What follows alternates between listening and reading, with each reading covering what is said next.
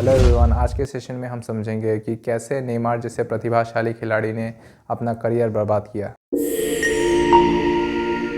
स्वागत है आप सभी का। सबसे पहले तो कैसे हैं आप सभी लोग। उम्मीद और आशा करता हूं कि आप सभी लोग बहुत अच्छे होंगे और बहुत अच्छे से अपनी लाइफ को एंजॉय कर रहे होंगे। देखिए, कई खिलाड़ी मेहनत करते हैं ताकि वो अपने गोल तक पहुंच सके, लेकिन प्रतिभा सिर्फ कुछ चुनिंदा खिलाड़ियों को ही सौभाग्य से मिल पाता है और नेमार उनमें से एक था और वो हर तरीके से काबिल था फुटबॉल की जगत का सम्राट कहलाने के लिए। लेकिन आज के दिन देखा जाए तो नेमार बस एक प्रसिद्ध खिलाड़ी है, ना कि एक कामयाब खिलाड़ी। तो अब पॉइंट वाइज समझते हैं कि किन किन कारणों के वजह से नेमार कभी उस मकाम तक नहीं पहुंच पाया जिस मकाम तक उससे पहुंचने की उम्मीद की जा रही थी।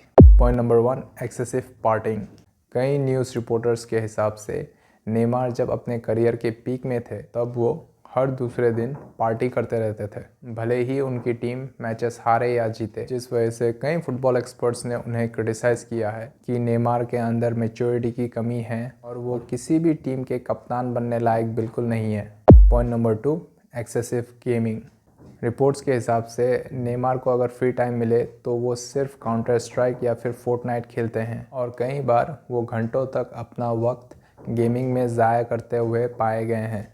और इस आदत के वजह से नेमार फुटबॉल को एक्स्ट्रा फोकस देने में असमर्थ रहे हैं, क्योंकि एक एलीट प्लेयर बन सकने के लिए एक्स्ट्रा टाइम देना ज़रूरी है। इससे ये समझ में आता है कि नेमार के लिए गेमिंग भी उतना ही ज़रूरी था जितना कि फ़ुटबॉल।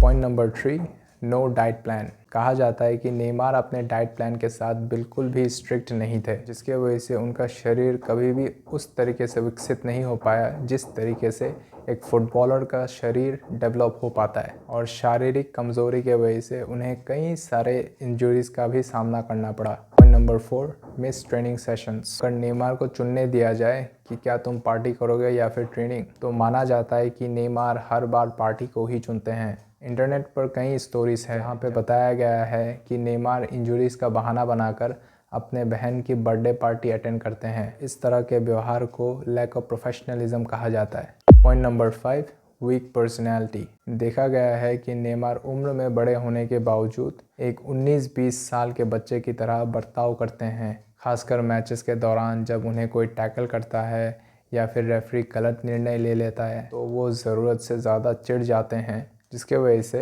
ये पता लगता है कि उनमें स्थिरता की कमी है और बगैर स्थिरता किसी भी खिलाड़ी के लिए मुश्किल हो जाता है टॉप लेवल्स में जीत हासिल करने के लिए। सो ये रहे कुछ पॉइंट्स जिनको कि आप ध्यान में रखोगे ताकि आप उन गलतियों से बच सको जिनको कि नेमार जैसे खिलाड़ी ने किया था।